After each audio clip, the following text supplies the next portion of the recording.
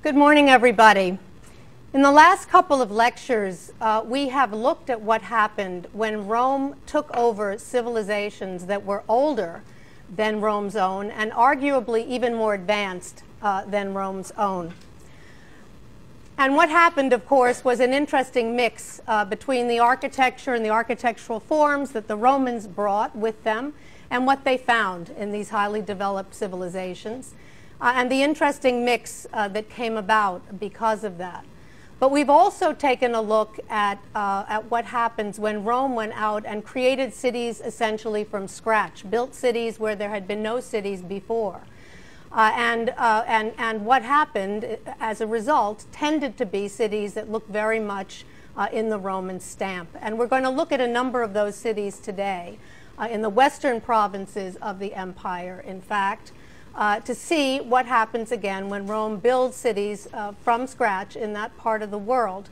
And as I mentioned already, the distinctive stamp, this distinctive Roman stamp that they had, but at the same time there is always some impact from the local civilization. And to mention in passing that at least in the part of the world that we'll be concentrating on today, especially in Gaul, ancient Gaul, the Celtic tribes were foremost there, and we do see that some of the impact of those tribes makes itself felt, as well as tribes in other parts of this part of the ancient Roman world. Just as a reminder, I want to show you again a couple of the monuments that we looked at last time when we were talking about Greece and about Athens under the Romans.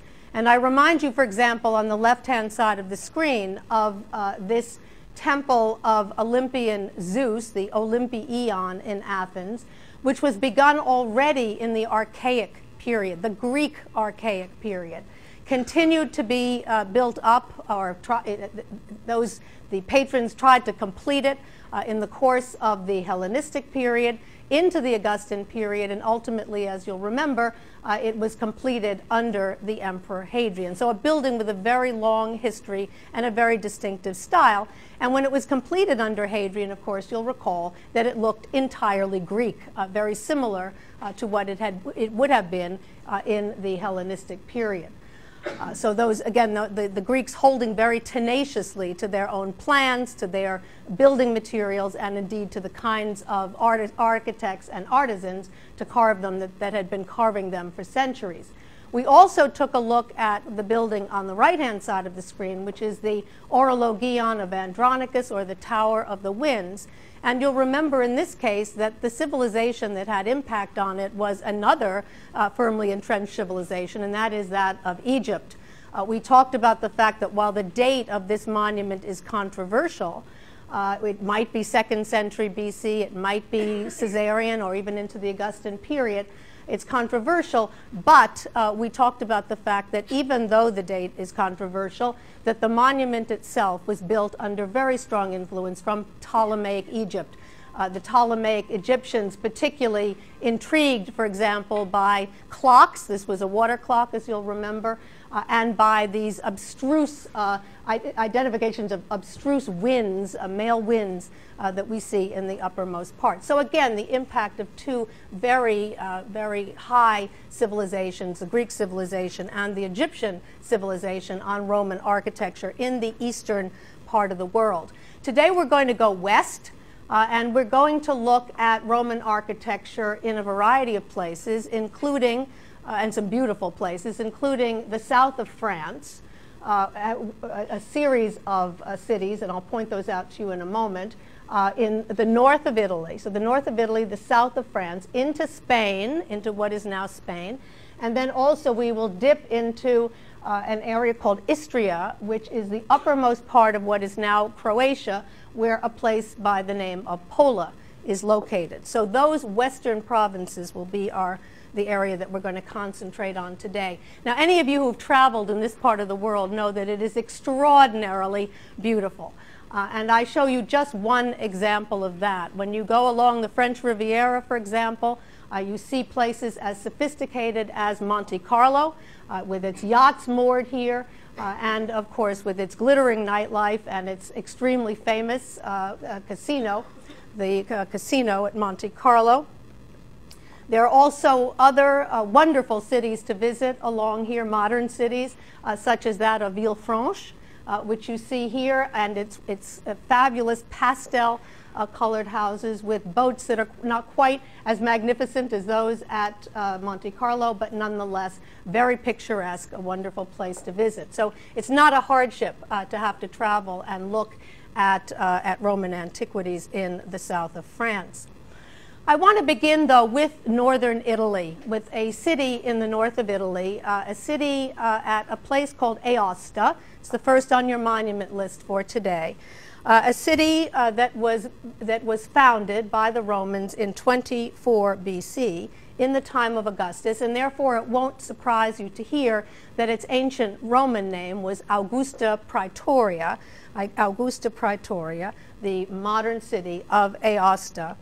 And it was the last colony that the Romans founded in Italy, the last colony. And it's interesting to see, therefore, that this last Roman colony in Italy takes almost exactly the shape of the first Roman colony in Italy. You'll remember the city of Ostia, which the Romans founded in 350 BC, and the way in which it conformed to the typical castrum plan. We see the same thing here. We see this typical castrum plan for Aosta, a rectangle, a regular rectangle, laid out according to Roman surveying practice. We see that the two major streets of the city, the Cardo and the Decumanus, meet in the center, and that at that intersection of those two main streets, we see the location, as it should be, of the Forum, most likely. You'll see a question mark there, so we're not absolutely sure. But we think that the Forum was located there. If you look around at the rest of the city, it was very regularly laid out. With a series of buildings that we've become accustomed to seeing in a typical Roman city, when a typical Roman city is built from the basics. You see the baths here. You see a temple up there with a cryptoporticus. You see a theater, and you see an amphitheater. This site, by the way, spectacularly located in the Italian Alps. It's at the intersection of two major trade routes in the St. Bernard passes, as you can see from this plan that comes from Ward Perkins. And what you can also see that's typical of these cities that the Romans build from scratch around the western part of the empire is the fact that the city is ringed with walls and that it has a series of gates, the openings of which you can also see in this excellent plan. Now, I can show you also from the city of Aosta a surviving Roman arch, one of those gateways, in fact, from the city that we know dates to the age of Augustus. So we give it a date, the same date, roughly 24 BC. You see it here. You see, if you remember the arches that we've discussed from the Augustan period in the past, you'll note right off that this is very consistent with other Augustan arch design. By that I mean it has one single arcuated bay in the center, flanked on either side by pedestals, wide pedestals that have a set of double columns on either side, as you can see here. The major difference between this and an arch that might have been put up in Rome at the same time in the Augustan period is the fact that it is made out of local stone, which is characteristic of so much of provincial Roman architecture and will be the case for most of the buildings that we look at today. The attic is gone. There's a modern roof on top of the structure. The ancient attic is gone, but you can imagine that it would have had a fairly traditional attic with an inscription at the apex and probably some kind of sculpture crowning the monument in antiquity. Now, there's one detail that has to do with the orders that are used here that is different from any other arch that we've seen before, and I wonder if any of you notice what that is. The columnar orders. They are what? Doric, Ionic, or Corinthian? Corinthian. Okay, everyone agrees they're Corinthian. You're absolutely correct. But what is strange about the fact, if you look above those Corinthian columns, what do you see that doesn't usually go with Corinthian columns? The triglyphs and the metopes. The triglyphs and the metopes that tend to accompany the Doric order. So this is very interesting. We see this mixing of the orders here. the use of Corinthian columns, but a Doric frieze with triglyphs and metopes. You'd never see that in Rome itself. But what it is an interesting playing around with the canonical orders that have been passed from Rome to this part of the world, this particular architect or patron, or the city itself, whoever was the patron of this particular monument, made the decision to go in a somewhat different route. So an interesting mixing of the orders, an eccentric arch in that regard, but in every other conforming quite closely to what we would see in Rome, the city of Rome, contemporaneously. I want to go from Aosta in the north of Italy to the south of France, to Provence, to take a look at the original town plan of the city of Arles, the well-known city of Arles. And those of you who know it or have been there know it probably primarily as the city of Vincent van Gogh. It's in the city of Arles. He spent a good deal of time. He went to this particular cafe so often that it has borne his name for some time, the Cafe Van Gogh. And you see another view of a lovely piazza in the city of, or plaza in the city of Arles. And then the famous painting of Van Gogh, the painting that he made of this particular cafe that he used to spend so much time in. A cafe, again, as you see here, is still there. And where you can yourselves go and sip an aperitif or whatever.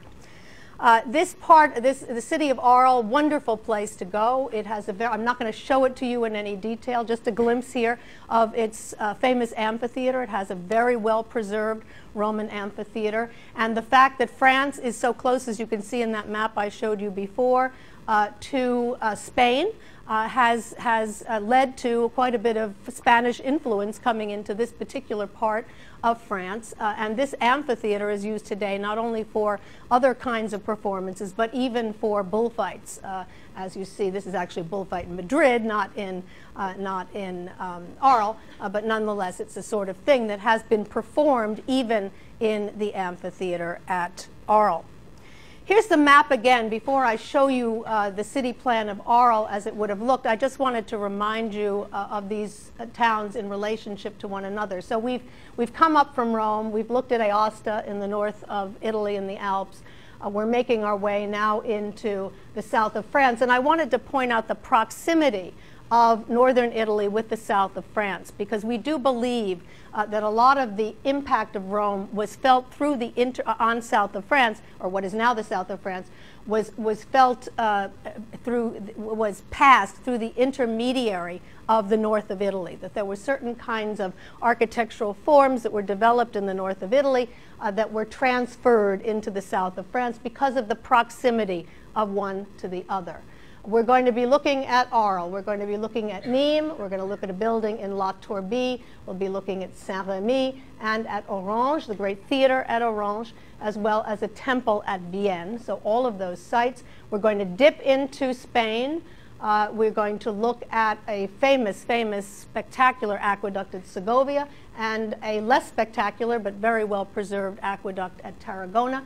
And then we're also going to make our way, as I mentioned before, into Istria, part of what was formerly Yugoslavia, to the site called Pola that is now in, as you know, Croatia.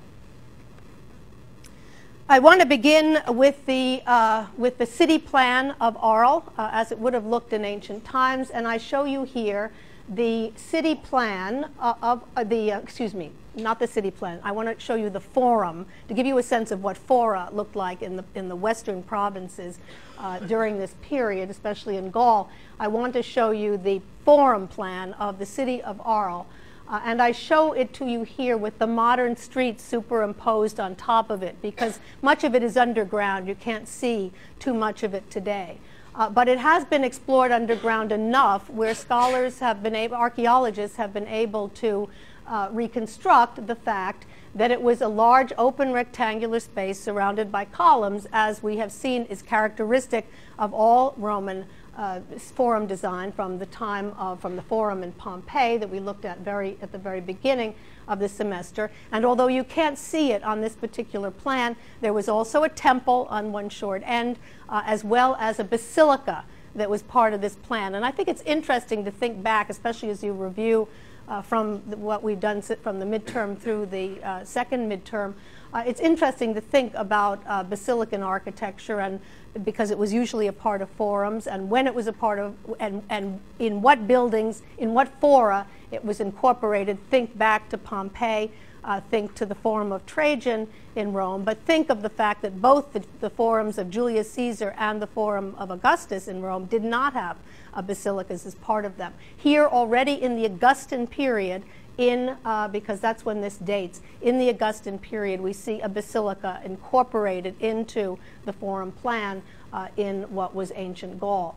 I mentioned that there's a well-preserved cryptoporticus, an underground storage area around the colonnade, and you see a view of it here, extremely well preserved. And it should remind you of those cryptoportici that we looked at very early in the semester at the sanctuaries that we explored, the sanctuary, at Tivoli and Hercules Victor at Tivoli and Jupiter Anxur at Terracina, for example. Very similar with its barrel-vaulted corridors. This one was used for storage within the forum, so they would store salt and fuel and other items that they would need for daily use.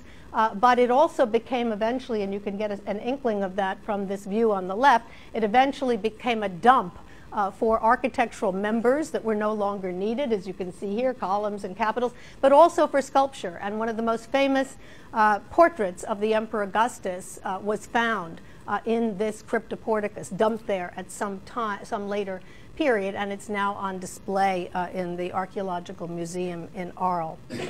I want to turn now to the theater at Orange, which is one of the most spectacular monuments that I'm going to show you today. And you see it in this extraordinary view from the air. A building that you can see from your monument list was put up in the late 1st century BC, early 1st century AD, and it is really something special. Not only in its own right, but also because of how well preserved it is. And you can see in this view not only the typical scheme that we have seen as we've become accustomed to for Roman theater design, the semicircular orchestra, the semicircular cavea, the division into these wedge-shaped sections or cunei, the outer wall of the structure. And you should be immediately struck by this outer wall of the structure, because the outer wall of the structure is better preserved than any other outer wall that we've seen in the course of this semester. It's preserved to its full height. It is very severe, but that severity would have been lessened in antiquity by the incorporation of a colonnade on the front of the structure. So this very important building in that regard, because we again have this very well preserved wall, which gives us a good sense of what these walls would have looked like in antiquity. And you have to imagine here again that alleviation of this severity by that portico. You can also see here, though, something very interesting about this particular theater that makes it connected, although it's Roman in every way, that connects it also to earlier Greek theatrical architecture, because you'll remember that the major difference between Roman theaters and Greek theaters was that Romans built their theaters on their own hill made of concrete, but the Greeks built their theaters on actual natural hillsides. And if you look very carefully at this excellent view from the air, you will see the way in which this particular theater at Orange is actually built into a hillside. They happen to have a natural hillside, perfect for this kind of construction, right where they wanted it to be. So they took advantage of that hillside, and they supported the cavea of this structure by that hillside, as you can see extremely well. The interior of the theater at Orange is also extremely well preserved, as you can see here. You can see the stage.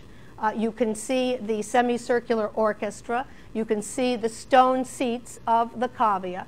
And you can also see that the stage building, and because the wall, the outside retaining wall, is so well preserved, you can also see that the interior of the wall still stands, obviously. And this wall had one giant niche in the center with a projecting element also in the center, and then would have had 3 tiers of columns, one on top of one another. Most of those are unfortunately no longer there, but you can see one set of 2 pairs here, the lowest tier with 2 columns, the upper tier with 2 partial columns above that, which gives you some sense of what this would have looked like in antiquity. Again, we think the tiers, the columns were on 3 stories. Remember the date of this, late 1st century BC probably. And so this does post-date some of the 60 to 50 to 40 BC paintings that we looked at that show these kinds of multi-storied skani fronzes with columns. We speculated about the fact that some of those may have been based on actual theatrical architecture, but that it didn't survive from that early on, but it may have been made out of wood. But here we see a fairly early example in the Augustan period in the south of France, and it is very important in that regard. I want to turn from theater architecture in the Western provinces to temple architecture. And just as in Rome, and just as in every city that we've looked at, temple architecture was extremely important.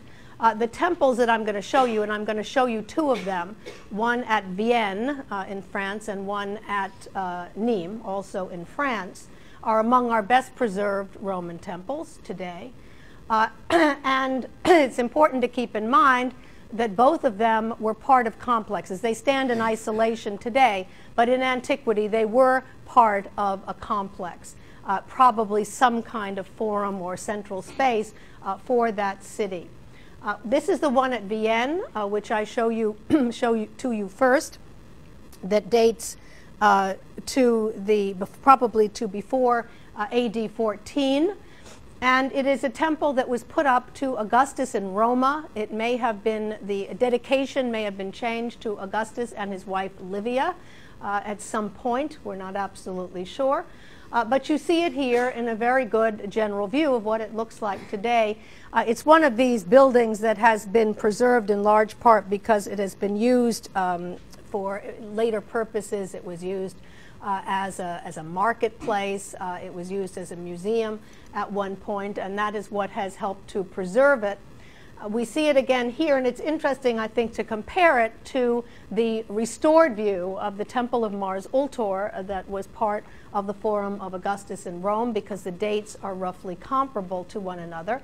And I think that you will see that it is a typical Roman temple, in fact, almost indistinguishable from what we would see in Rome at the same time. So here's an example again of what happens when the Romans go into a part of the world that isn't already inhabited by a very highly developed civilization, that they make buildings that look very similar to those that were put up contemporaneously in Rome. The temple at Vienne is no exception. If we look at this temple, we see it has the typical Greco-Roman plan with the tall podium, the deep porch, the freestanding columns in that porch. And we see the order that is used here is the Corinthian order. Some of the temple is made out of local limestone. Some of it is made out of marble. But what we see here that's very interesting vis-a-vis what was happening at the same time in Rome is the cella. You can see that the cella is actually very shallow, much more shallow than the cella usually is. And you can see that quite well in this view over here.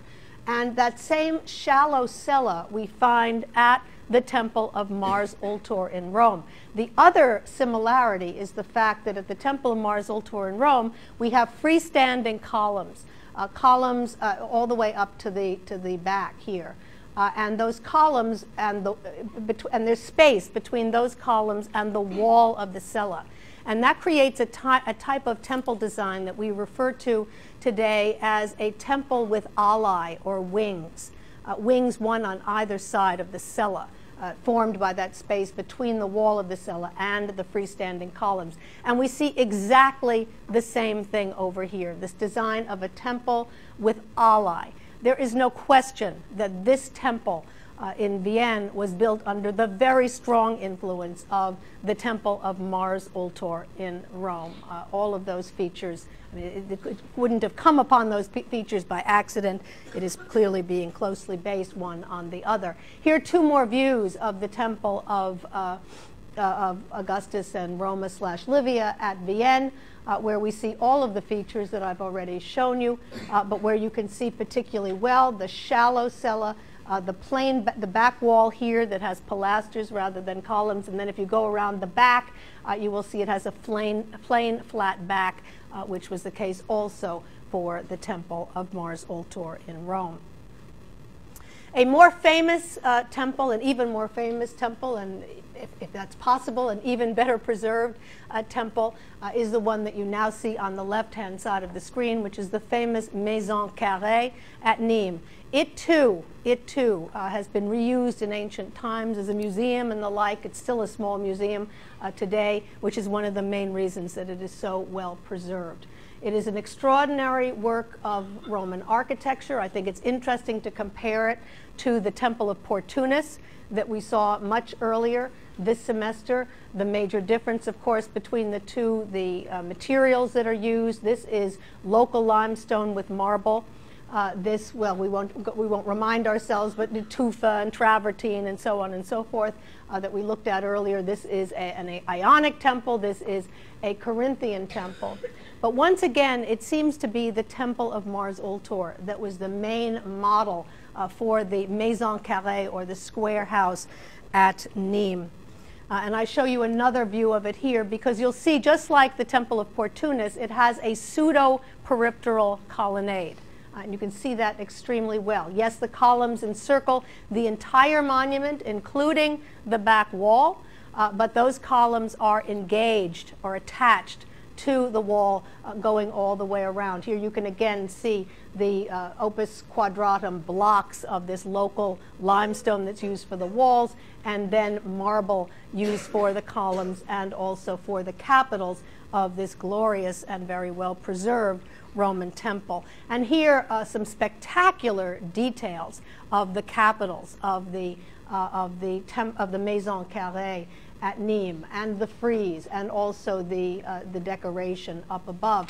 And what's interesting about these capitals, if you look at them in detail, you will see that not only are they Corinthian, and we can see the spiral volutes growing out of the acanthus leaves down below, but if you compare these capitals to a preserved capital from the Temple of Mars Ultor in Rome, you will see that not only are these based on these, but that they are so close that there is absolutely no question, I believe, well, this was not suggested by me, but by a scholar who studied these in great detail and determined and suggested, and all of us have believed it ever since, that these are not only based on those, but that the same workshop worked these capitals for the Maison Carrée as for the Temple of Mars Ultor in Rome. Now that works well chronologically, because you'll remember that the Temple of Mars Ultor in Rome was dedicated in 2 BC.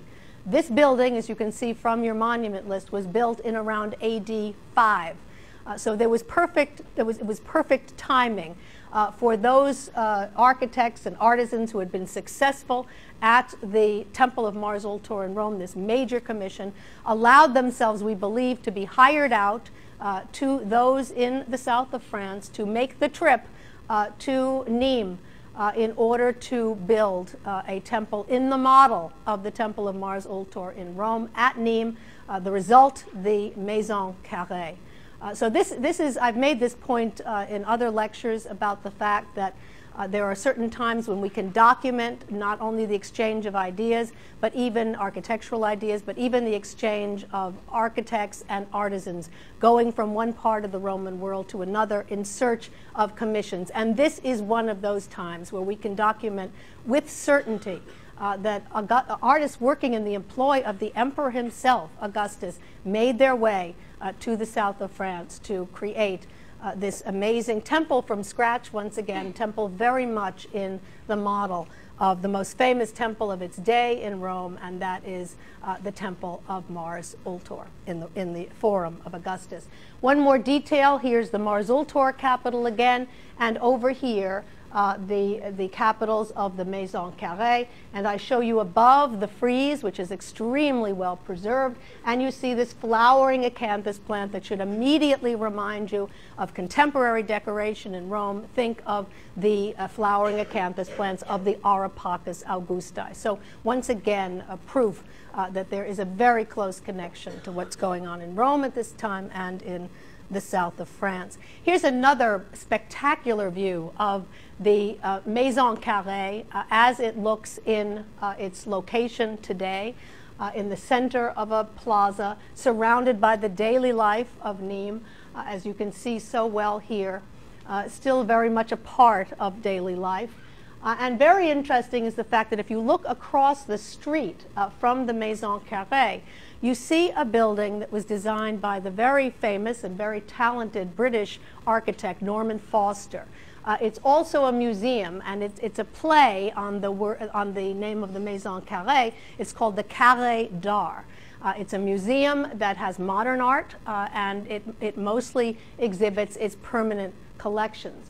But you can see, and I'm going to show you a detail in a moment to bring this point home, you can see that Norman Foster has really looked at and studied the Maison Carrée and has created a modern version, a very modern version of the Maison Carrée.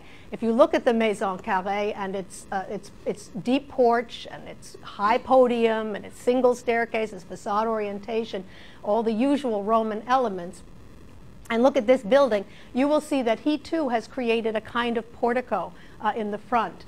They're not actual columns, they're piers, but piers, and it's very slender and elegant piers, but piers nonetheless that are clearly being played off the columns of the Maison Carrée. And look at the way in which he has done the glass exterior. He has divided it into a series of panels that are clearly, I believe, reflecting, and I'm sure he knew he was doing this at the time, clearly reflecting the panels of the ashlar masonry of the walls of the actual Maison Carrée. So this is very interesting. We see not only dialogue happening, within Roman buildings themselves in various parts in Rome itself and in various parts of the world, but this ongoing dialogue between ancient monuments and modern buildings in cities like Rome. The Auripacus and the Meyer building is one example, but also in some of these other cities like Nîmes in the south of France. And by the way, you can go up, there's a roof garden that you can go up to on the top of the Carré d'Art in order to see a spectacular view from above of the Maison Carrée. Now, one of the most important elements of the Romanization of the empire was the fact that as the Romans went in and built these new cities in East and also in West, they supplied it with amenities that weren't there before. And this was especially important in the western provinces where, again, the civilization had not been all that high prior to this period. So the Romans come in and they build aqueducts with a vengeance in the western provinces, in the south of France, in Spain, in order to provide these towns with a water supply. And I want to show you a couple of examples of our best preserved and most spectacular Roman aqueducts anywhere in what was the ancient Roman Empire. I want to begin with perhaps with certainly the most famous of these, the so-called Pont du Gard, also at Nîmes. And I show you first a map which gives you a sense of what was going on here. The patron, by the way, of the Pont du Gard at Nîmes was none other than Marcus Agrippa. Marcus Agrippa, whom we've talked about several times this semester, the close friend, confidant, right-hand man, son-in-law, hoped-for heir of Augustus, who we saw was building buildings in Rome. He built the baths that bear his name, the Baths of Agrippa, and he also built that first pantheon, that first temple to all the gods, with its caryatid porch. We saw that he was active as a builder in Athens, where he built the Odeon of Agrippa, and where he was honored with a statue on top of a pier on the Acropolis in Athens. He also was active in the south of France as a great builder, and it was here that he was responsible for commissioning an aqueduct that would bring water from 31 miles away up in the mountains down to the city of Nîmes. And this map gives you a very good sense of exactly how that was done. The source was up there at the top pink circle up there, made its way all the way down to the city of Nîmes here. Now, the Romans were very clever about how they built aqueducts. They let gravity and the change in terrain essentially do the work for them. They placed terracotta pipes underground for the most part on sloping ground and allowed the water to come from the hillsides or the mountains down into the city, just as they did here. On occasion, they allow those terracotta tubes to be carried by low walls. But sometimes they got to a point where they had to cross a body of water, and that is exactly what happened here. The river Gar of the city of Nîmes, of the area of Nîmes, goes through, is located at this particular point. And so the aqueduct system had to cross the river. How did they do that? They couldn't tunnel it underground. They couldn't place it on a low wall. So what they did was built a bridge. They built a bridge to carry that water across the body of water. And the result of that is what you see here. This is the famous Pont du Gard at Nîmes. This is the bridge that serves to carry the water across. They place the terracotta pipes in the aqueduct itself, and that water is carried across that aqueduct. Now, what's particularly extraordinary about this monument, besides that feat of taking that water across the river, is the fact that it is, well, if you look at the building technique, you can tell that it is made of ashlar masonry that is local stone in this particular case, as much as we have seen is the case for the most part in architecture in the south of France in the Roman period. But what is amazing about this particular aqueduct, besides this great engineering feat, is the fact that the architects have paid enormous attention to the exact measurements, not only of the arch itself, but of the arcuations. And they have worked up all kinds of elaborate mathematical theorems in order to get to the point where they play these shapes and the sizes of these shapes well off against one another. The larger arcuations below are perfectly mathematically worked out so that they work well with the smaller ones up above.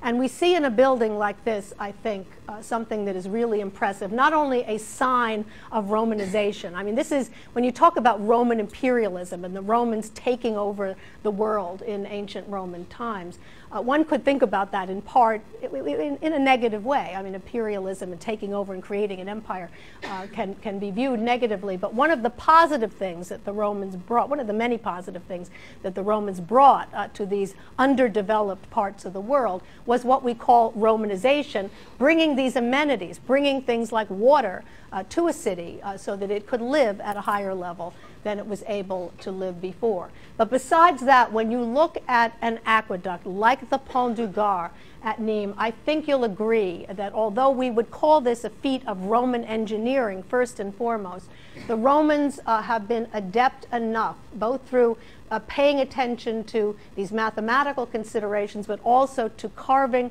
the stone, to making the stone really work aesthetically, that they have essentially in this aqueduct transformed engineering into architecture, into what we would define as architecture. I want to show you two other aqueducts, the first, both of them in Spain. The first at Tarragona and the other one at Segovia.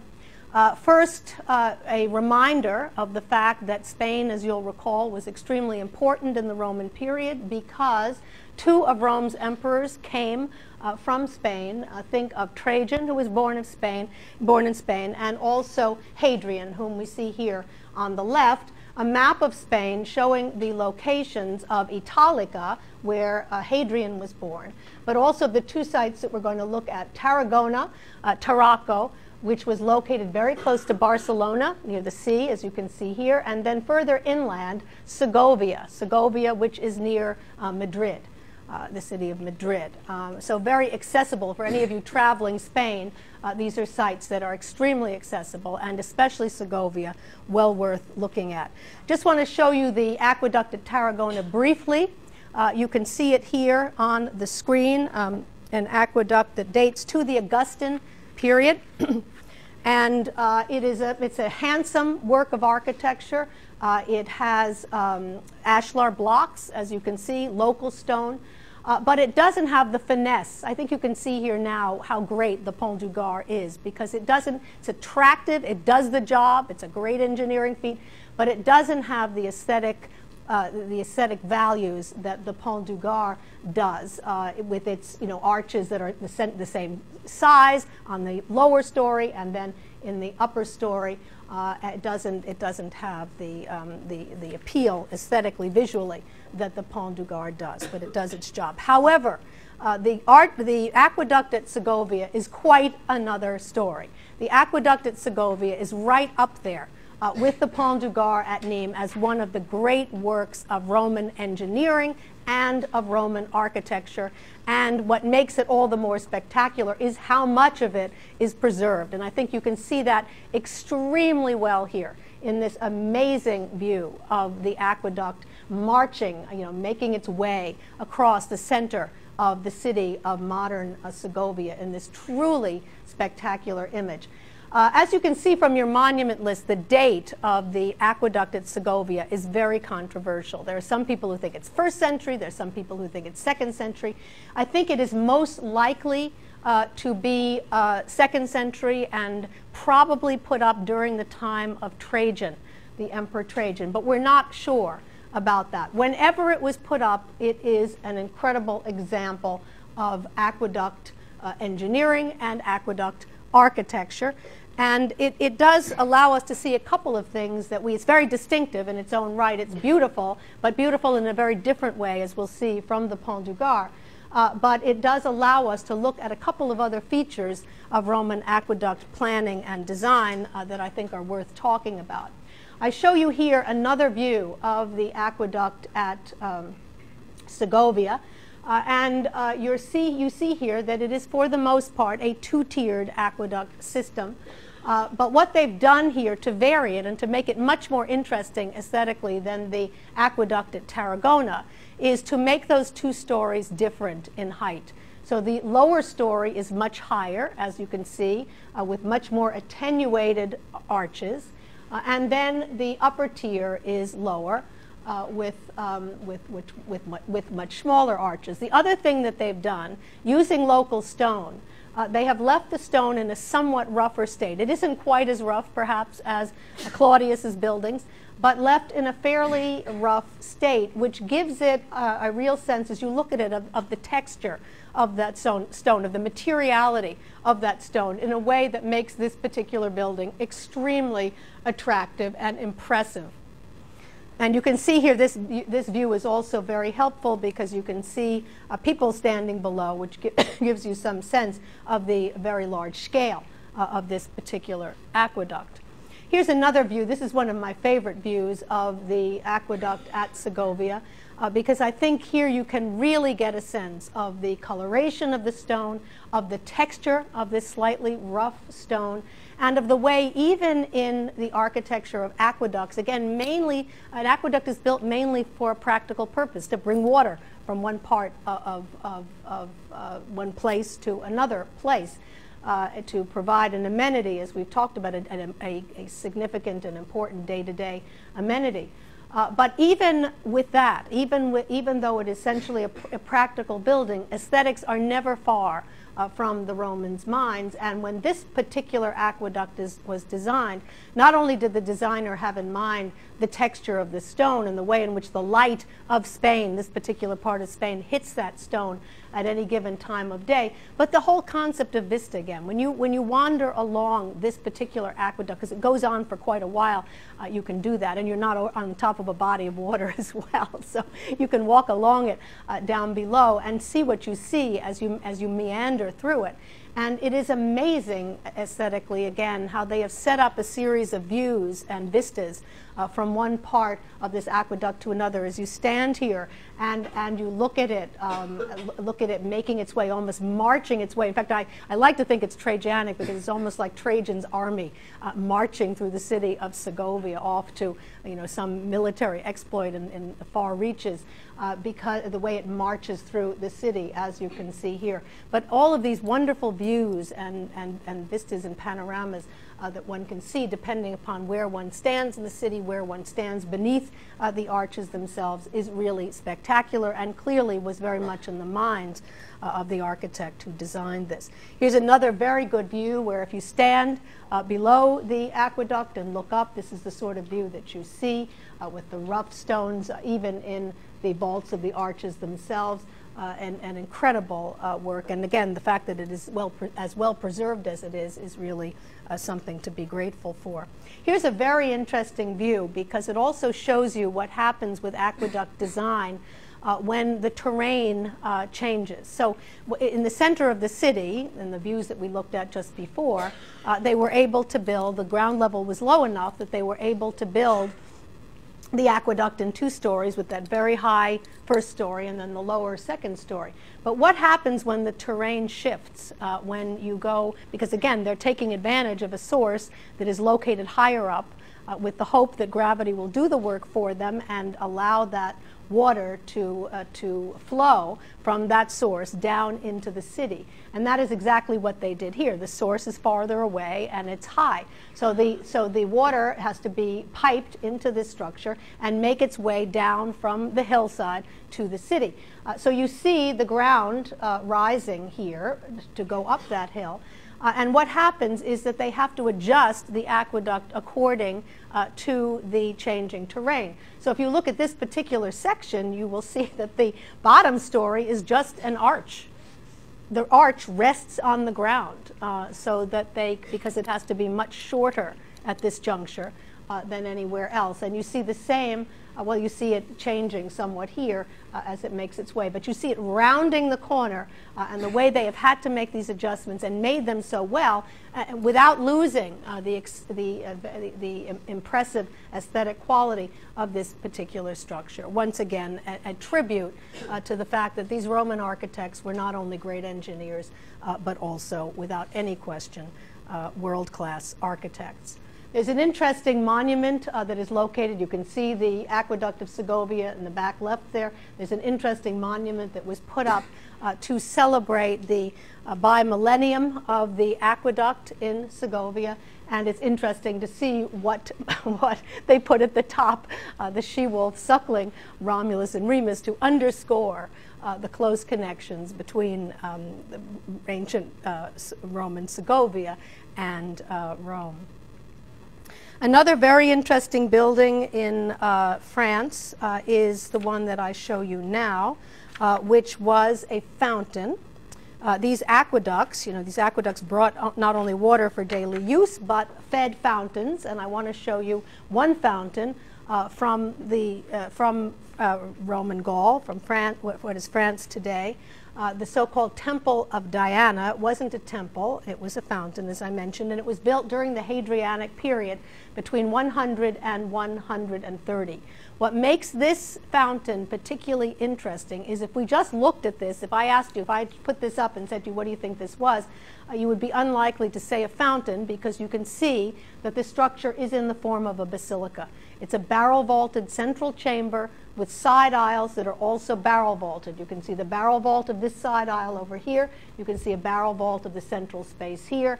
You can see that there are columns on tall bases. You can make out over here that a triangular pediment on top of a niche. There were a series of niches along the wall with alternating triangular and segmental pediments. But most interesting of all is the central space, the central barrel vaulted space with these barrel vaulted side aisles, which is exactly the scheme of a typical basilica. And it's another example of something I've shown you throughout the semester that I've called the interchangeability of form. The way in which certain building types, in this case a basilica, built initially as a civic structure for the trying of law cases, becomes a plan that is used in other contexts, whether it's in residential architecture, as we've already seen, and in this case in the form of a fountain. So that's particularly interesting. Also interesting is the fact that although this is a barrel vaulted structure, it is made entirely out of local stone. No concrete whatsoever in this particular part of France. No concrete, stone construction. It's a masterwork when you consider that this was all done out of stone and done extremely well. Look how smooth the stones are. And look, the designers have even been talented enough to create ribs with stone in that stone barrel vault for this amazing structure. And you should be reminded, when I talk about the interchangeability of form, of the underground basilica that we looked at way back when, in the time of Claudius, which was built underground, made out of concrete, faced with stucco, as you'll recall, but used for a secret sect, and in this case, the use of this basilican structure for a fountain in Roman France. Up to this point, we have looked at monuments that were made possible by Rome's subjugation of this particular part of the world. The subjugation we know of at least 44 alpine tribes.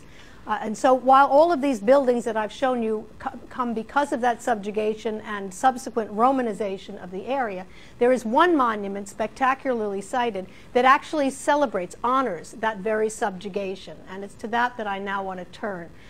It is, as I mentioned, spectacularly sited along the French Riviera, not far from Nice, not far from Monte Carlo. You see it here. It is the trophy of Augustus, the Tropaeum Augusti, as you'll see on your monument list, that is located in a town called La Turbie, and you can see it rising up in the midst of modern La Turbie here. It dates, we believe, to 7 to 6 BC. And thus in the age of Augustus, and celebrates quite specifically Augustus's, and the inscription tells us this, Augustus's subjugation of 44 alpine tribes in this particular part of the world, a monument put up to honor that victory of Augustus. So essentially a trophy monument. You can see that it is only partially preserved, and I show you here a view of it down the street, of the modern street as it looks today, where you can see it rising up over that street. And if you look very carefully, you will see that the stone that the structure is made out of is very similar, in fact exactly the same, as the stone used for the local houses. Now this is very interesting because what the monument did not look, even though it's only partially preserved today, even less of it was preserved earlier on, and it was in the 1930s that an American patron decided that he wanted to reconstruct as best that could be done the trophy monument at La Turbie, because there was recognition that the monument at La Turbie had served as a quarry essentially for the local inhabitants, and that over the years they had been taking the stone from the victory monument of Augustus and using it, that's why it's the same stone, using it in their houses. And this American wanted to rectify it, so he donated the funds that enabled them to tear down, to demolish 32 houses and come up with 3,000 fragments from the Victory Monument, the trophy at La Tourbe, and reconstruct it as best as they could from those fragments. And that's what you see there now. Here's a view of it as it looks today, as well as a model. And what you can see from both of these is not only the inscription and the trophy in relief on this side that mentions the 44 Alpine tribes, but the monument itself. And this model makes it very clear what the general form was. A round structure with columns encircling it on a base, and then the whole thing placed on a very large and tall pedestal with a pyramidal element at the top and a crowning statue at the very apex. This scheme of placing a rotunda on top of a tall base is something that we have seen as characteristic of funerary architecture from the age of Augustus. Think of the tomb of Cecilia Metella, for example. And it is that scheme that is used here. So another example of this interchangeability of form, that a form that was used for mausoleum architecture, now used for a trophy monument of the same time, but in a different part of the world. The model also shows you that there were niches around the central circular structure. Those had in them portraits of Augustus's lieutenants who helped him placate this particular part of the world. And then at the top of the stepped pyramidal structure, a portrait, a bronze statue of the Emperor Augustus himself. Here's a detail of the Victory Monument at La Tourbe with all of those stones from those 32 demolished houses reused here to reconstruct it. There is concrete used here, but it's a Gallo-Roman form of concrete. You'll see in Ward Perkins that he refers to this work as petit appareil, P-E-T-I-T, A-P-P-A-R-E-I-L, petit appareil, which is essentially a Gallo-Roman version of concrete construction with stone facing, the little work, little pieces of stone that are very similar to opus incertum, but different enough and distinctively French enough to be called petit appareil. The victories, Augustus's victories and pacification of this part of the world also led to the construction of arches. And I want to turn to a couple of those now. The arch at Saint-Rémy, also in the south of France. You see it here. It dates to around 20 BC. And it probably served as both an arch in honor of these victories that Augustus celebrated here, but also as a gateway into the city. It's very simple. It looks very much like we've come to know Augustan arches are, with a single arcuated bay in the center, columns in this case on two separate bases, fluted columns. The capitals are not preserved, so we don't know if they were Corinthian, but they were probably Corinthian. A very elaborate archivolt, as you can see here, with the coffering extremely well preserved. And then if you look very closely at the decoration, you see a couple of figures standing on either side. These are actually, they're headless now, but they're actually figures of captives, of local captives, to make reference again to the fact that this was a military operation that allowed Augustus to take over to subjugate these 44 Alpine tribes and others in this particular area, and that subjugation is referred to here by the representation of those captured barbarians. A much more important and more interesting arch is this one. It's an arch that is located in Orange, back to Orange, also in the south of France. The date of this monument is very controversial, and I think by looking at the general view and also a detail, you can see why. It is a triple-bayed arch with a large central arch, two smaller ones on either side, with columns on tall bases, Corinthian columns in between them. You can see that the central element with its pediment projects into the viewer's space. You can also see that every inch of space is completely covered with decoration, figural decoration, piles of arms and armor from the enemy, so much so that it tends to dematerialize the arch. These are all characteristics of later Roman architecture. Think the Arch of Septimius Severus, which I'll show you again in a moment, which has led some scholars to date this as late as AD 200 or AD 203, 204, at the same time as the Arch of Septimius Severus.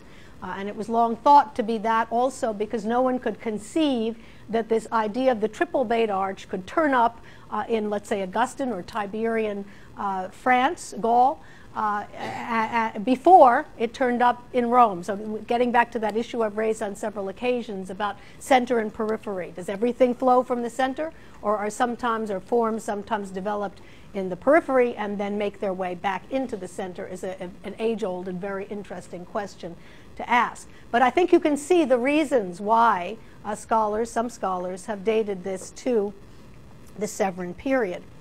Here's a view, and I'll say more about that in a moment, a view here with another view showing an engraving, giving you a sense of the kind of sculptural decoration that would have been placed at the top, the omnipresent figure in a chariot, four-horse, or in this case, four-horse, I think in this case, chariot, and then figures of captured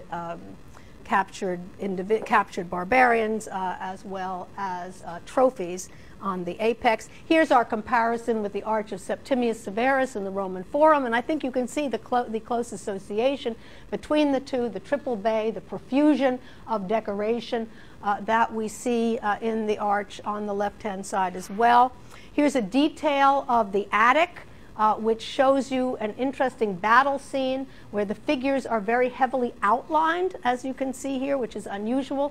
Scholars have suggested, and I think correctly, that the reason for that is that these artists in this part of Gaul were probably working from copy books, or copy scrolls, I guess I should say, drawings of battle scenes, typical Greco-Roman battle scenes, that they could use, Hellenistic battle scenes perhaps, or early Roman battle scenes, that they copied, and these were drawings, and consequently they copied them quite exactly by showing the outlines around the figures. It's a speculation, but I think it's interesting speculation in this very frenzied battle scene from the uppermost part.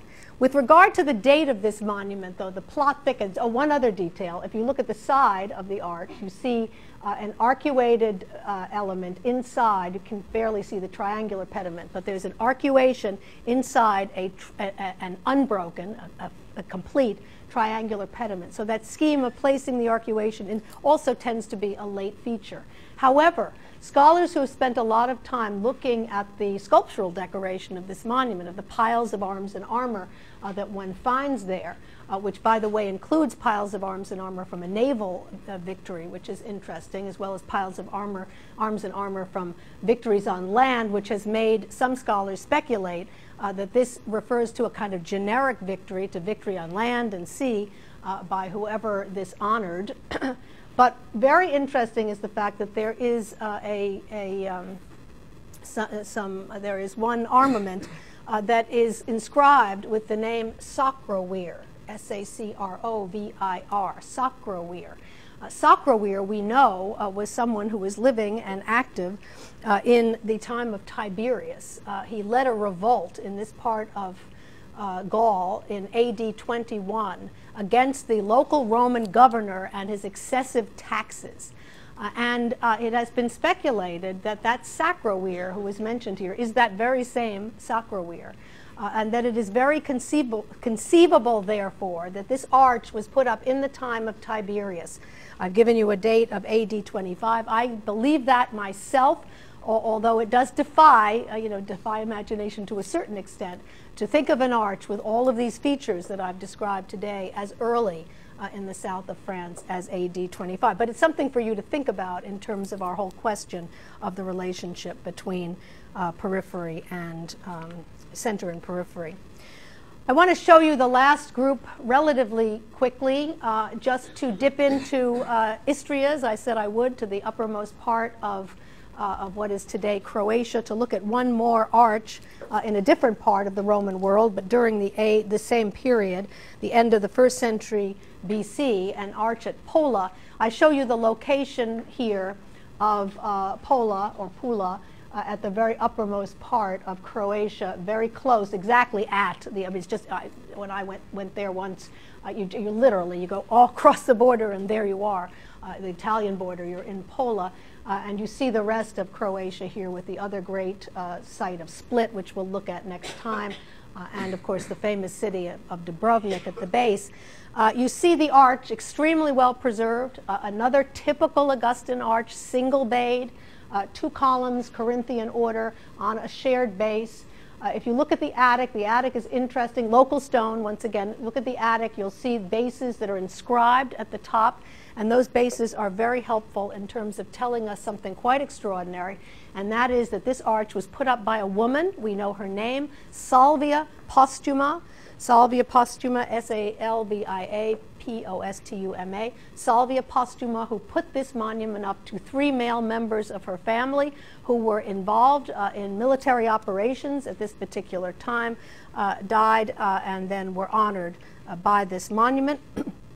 I'd show you a reconstruction of what the uppermost part probably looked like when there were statues of those 3 male members of the family, possibly in their military costumes, although we don't know for sure, at the apex of the structure. Here's a detail of it also over here where you see victories in the spandrels, you see the Corinthian capitals, you see cupids carrying garlands, all the kind of decoration. You see some acanthus leaves very much like those in the Areopagus, all the kinds of decoration that have been transported from Rome to be used in this case in the north of former Yugoslavia for this arch. We see the Corinthian capitals here, we see the victories here, we see the cupids with the garlands over there, we see a chariot scene here. Chariot scene is interesting, reference to the race of life, reference to victory in athletic competition, as well as victory over, you see the Bucrania there also, clearly another touch of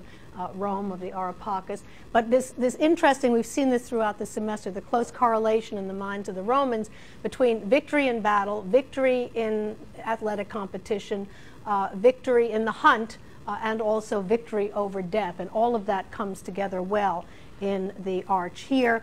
If you look up into the vault, it's very well preserved. In the center, a representation of an eagle with a serpent, holding a serpent. This is probably a reference to death and rebirth. And remember, this is Augustan in date, so it predates the vault of the Arch of Titus in Rome. But this whole idea of placing in the vault a scene of death and rebirth leads ultimately, I think, to that divinization scene of Titus.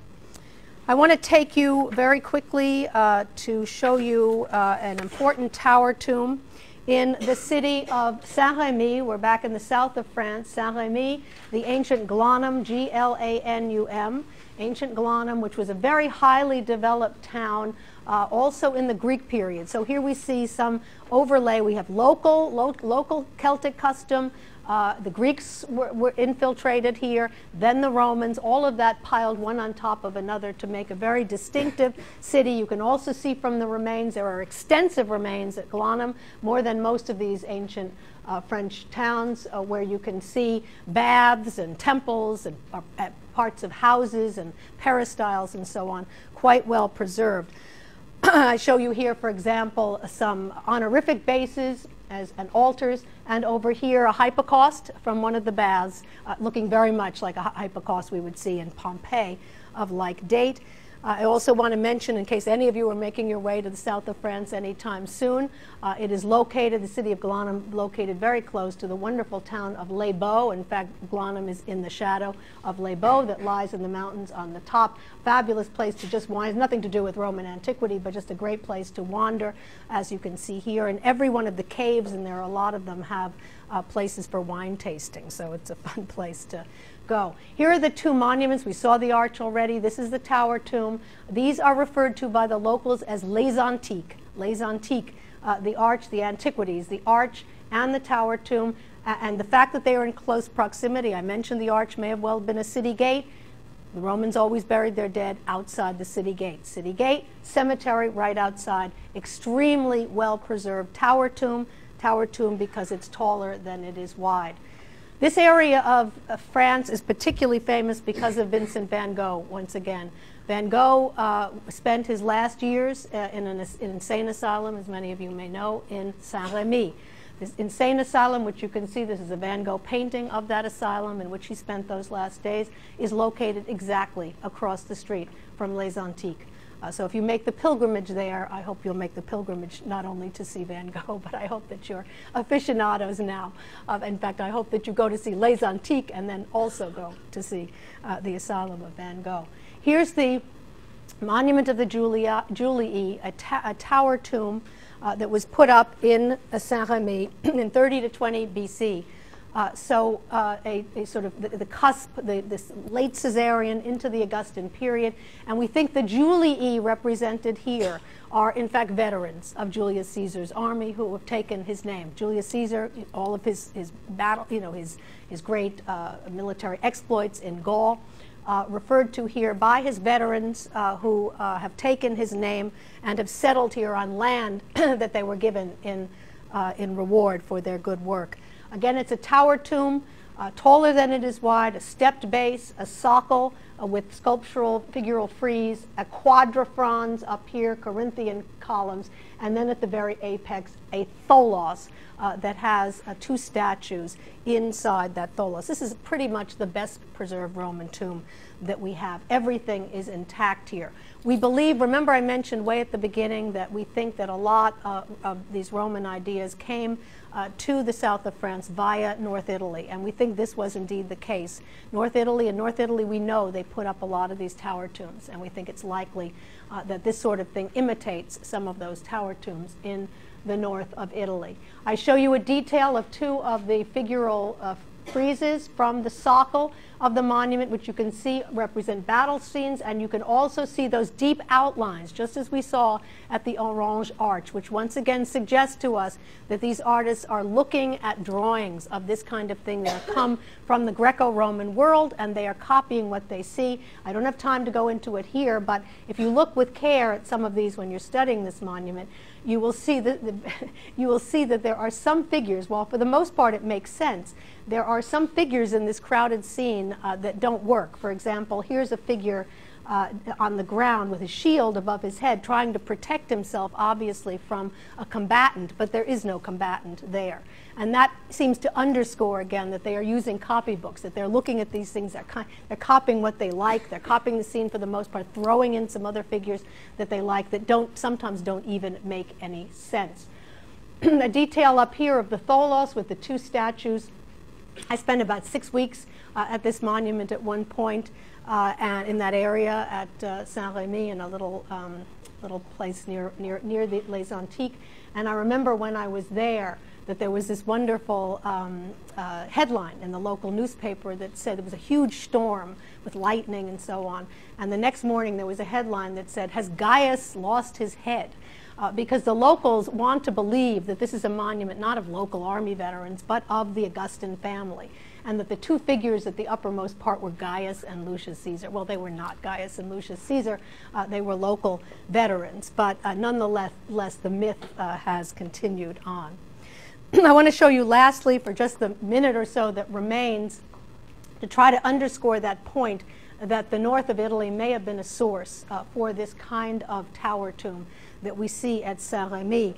Just by showing you one example, it's by no means exactly the same, but it's the best that I can do because most of these tower tombs no longer survive. But it is a tholos tomb from Aquileia in the north of Italy that dates to the early Augustan period. And you can see that it has a large base with a figural, sculptural decoration here, this Isles of the Blessed kind of imagery, with a tholos at the top that includes a statue and then a pyramidal roof with a decorative element at the uppermost part, and then, as you can see, some lion statues out in front to guard that tomb. It's not by no means the same thing as what I've shown you, but it gives you an idea that these kind of tholos tombs on decorated bases were popular in the north of Italy, and the idea may have made its way to the south of France via these North Italian examples. And lastly, just one last monument, because we've tended to be looking at tombs in isolation, individual tombs rather than tomb complexes, because it's the individual tombs and not the complexes themselves that are well preserved.